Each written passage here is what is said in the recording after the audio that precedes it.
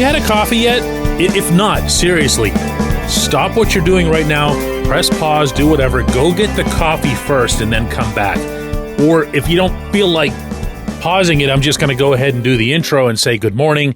Good Tuesday morning. I'm Dejan Kovacevic of DK Pittsburgh Sports, and this is Daily Shot of Steelers. It comes your way bright and early every weekday. If you're into hockey and or baseball, I also offer daily shots of Penguins and Pirates in the same place that you found this, and I hope you'll check those out as well. Your Pittsburgh Steelers finished the regular season with the fourth most rushing attempts in the NFL. They ran the football the fourth most times of anybody. And yet they finished 26th out of 32 teams in rushing yards. Stop and think about that for a second. Only 3 teams tried to run more often than they did. Only 3 teams placed a higher priority on running the ball. And yet, the one thing that the running is supposed to achieve, which is yards, they were still 26th out of 32. I am repeating myself, but I'm doing it for a reason. And it's because that's almost as staggering as this explanation that Mike Tomlin gave yesterday for why that is when he was asked, with those numbers attached, to explain why the Steelers don't just back off of it if it doesn't work. You know, for us, it's about playing to a personality that we prescribe to engineer victory, to possess the ball. And a component of possessing the ball is not only time, but managing risk. And obviously, there's less risk with running the football than throwing it. And sometimes that's a component of the discussion as well. They run the football, according to the head coach, because it is so much a part of their personality. Now, I got to tell you, it's sometimes unfair to nitpick what sports people say, whether it's a coach in football or hockey or a manager in baseball, because they speak so often publicly that they, like me or you or anybody else, we're going to mess up. We're going to say some things that either sound dumb or actually are dumb. And I always try to give the benefit of the doubt there. You're going to misspeak. I'm sure I misspeak on this program all the time. But that, my friends, is not someone misspeaking. That's Tomlin's core belief. He defines a personality, as he put it, or an identity beforehand, and then he strives to make it reality because he wants to be right. He needs to be right. I use that line with you a lot, and I'm sure there are times it rings hollow, or as if I'm sort of forcing my own narrative or whatever. And I've never been bothered by criticism of me for bringing it up because I'm around him. I hear this stuff all the time. I see it in motion. I pick it up from others. The Steelers are running the football in the 2024 season because the coach has deemed it to be part of their personality. That's his priority. And as such, he wasn't satisfied to attack the Bengals through the air, even though in their previous meeting they got 500 yards, most of it that way, because even with this team desperately needing a W or any sort of positivity entering these playoffs, he thought it was more important to assert their personality. Still think I'm over the top on this one? Still? You tell me, and I'm being completely serious here, when you can recall, whether you're, someone who can't stand the coach, someone who wants to have him fired like yesterday or 5 years ago or whatever, or even if you're someone who absolutely worships the ground that he walks on and thinks the world of him as a head coach and a human being, whatever, wherever you are on that spectrum, You give me the example of when he set some kind of goal or made some kind of decision for the Steelers and then took it back. I'm not talking about in taking it back verbally.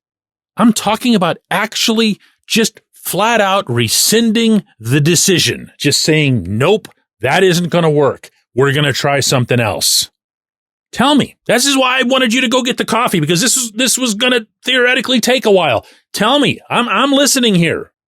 What is it? Was it Mason Rudolph taking Kenny Pickett's place? No. That was an injury, remember? He could ride the injury. And then going with Rudolph, beyond that was sticking with the hot hand. Could never acknowledge that he was wrong. Never came close to it. Najee Harris is his bell cow back. Couldn't let it go even when Najee came wobbling off the field into the blue tent after having his head smashed in, and still got sent out there for the final drive instead of Jaylen Warren. Why? Because he has to be right. That was part of the design. That was part of the plan, the dream, that he was going to have Najee smashing bodies the whole way down the field. Boom, boom, boom, boom. And the Steelers were going to be the Steelers again.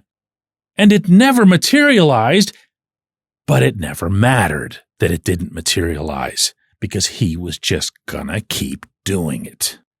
That's how you get here. That's how this stuff happens. Yes, the players are partly responsible. Yes, the coordinators are partly responsible. But when you're looking for commonalities, when you're looking for things that span from year to year to year, and that's what we are looking at right now, or should be, because it's been a couple of minutes since the last playoff victory. He's it. He's it. And this singular trait, the one where he's willing to not just go down with the ship, but to be the extra set of anchors that just got thrown overboard to take the ship down with them, if he's willing to do that to be right, what are you doing here? What's Art Rooney doing here? He has to see this. He has to know this. The most casual of casual fans couldn't have missed what he said yesterday in this press conference, in the context that he said it, at the time that he said it. The question couldn't have been more perfectly and pointedly worded. It threw two numbers at him. 4th most rushing attempts, 26th most rushing yards. And rather than him saying, well, we're coming along, our offensive line is young, we had a couple of injuries, James Daniels, Troy Fautanu, not getting as many yards now on the ground because Justin Fields isn't the quarterback. He didn't do any of that. He stood there and explained that it was being done because this was supposed to be the team's personality. This is like talking about the Pirates now. When we come back, J1Q. This segment of Daily Shot is brought to you by our good friends at Mike's Beer Bar. They're located on Federal Street, directly across from PNC Park. Mike has more than 500 beers on tap, including from more than 50 local breweries. Stop in and say hello. Tell Mike we sent you. Mike's Beer Bar.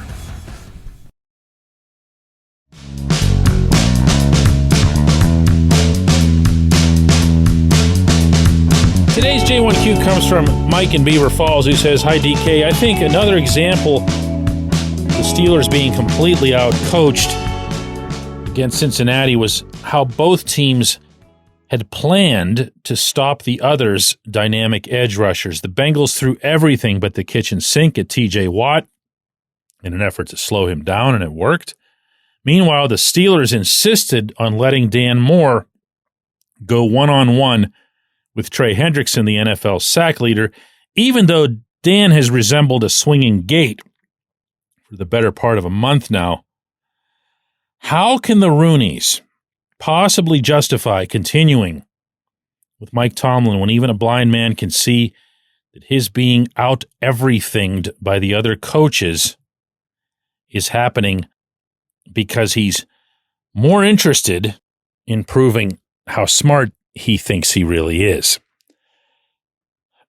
You know, despite the way I went at the subject that I had in the opening segment, and I did warn you about the coffee thing, I'm going to first gently disagree with a couple of the specific points that you raised, but not too strongly, because even those have some juice to them. Moore went against Hendrickson in Cincinnati and just shut him down. Hendrickson was barely visible, and he had some help from Darnell Washington, but not a ton.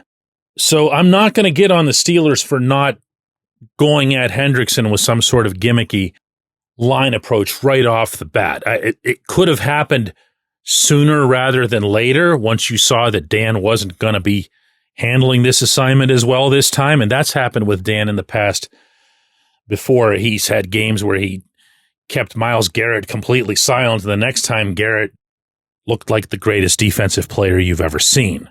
So at most, I would have said there should have been a contingency that you could have just said, hey, Darnell, you know what? He's not getting it done over there. Go line up opposite 91 and make sure he doesn't get anywhere. Where I took greater issue with a broader scheme was yet again not mixing anything up defensively, not doing anything to throw Joe Burrow off his rhythm. Now, the defense overall, boy, I hope this doesn't get forgotten, performed so much better as the game went along. And there was that one blitz, kind of a blitz, on the opening series that the Steelers tried on Burrow, but you saw how easy it was for the Bengals to go right down the field. And yeah, I know, first possessions don't count, right? Doesn't matter if the Steelers don't score. Why should it matter that the Bengals do score? Funny thing, that turned out to be the only touchdown Burrow would get, whereas the Steelers might have prevented an opening series touchdown if they'd only shown Burrow something that he hadn't already seen a million times. You know what? I did promise you guys I was going to start looking ahead to the playoff game, and I will. I heard stuff at this press conference yesterday that I've never heard from Tomlin before. I've never heard him say some of the things that he said yesterday. I was honestly surprised, and in a couple of cases, like the one I discussed in the opening segment, and another one where he just casually admitted that the Steelers went into the game determined to run the ball, not just because of their desire to maintain some sort of personality, but also because their priority was time of possession and keeping Joe Burrow off the field, while 2 sentences earlier he said, we don't live in our fears. I mean, they just got 44 points and 500-plus yards against that defense. That same defense, same dudes, in Cincinnati just a few weeks earlier. And now you're just going to throw that all away because Mr. Burrow is scary? I could just move on, and I'm expecting that by tomorrow I will. But this is new territory for Tomlin. This is something different. And there's a part of me that can't help but wonder, with zero cynicism, by the way, whether or not this whole 4-game losing streak and nosedive and having these high hopes dashed, and this was supposed to be the year where all that other stuff was going to get buried and win a playoff game and everything else. This is not the same guy. This is really bad. It's bad on the field. It's bad off the field. I appreciate the question. I appreciate everybody listening to Daily Shot of Steelers, and we're going to do another one of these tomorrow.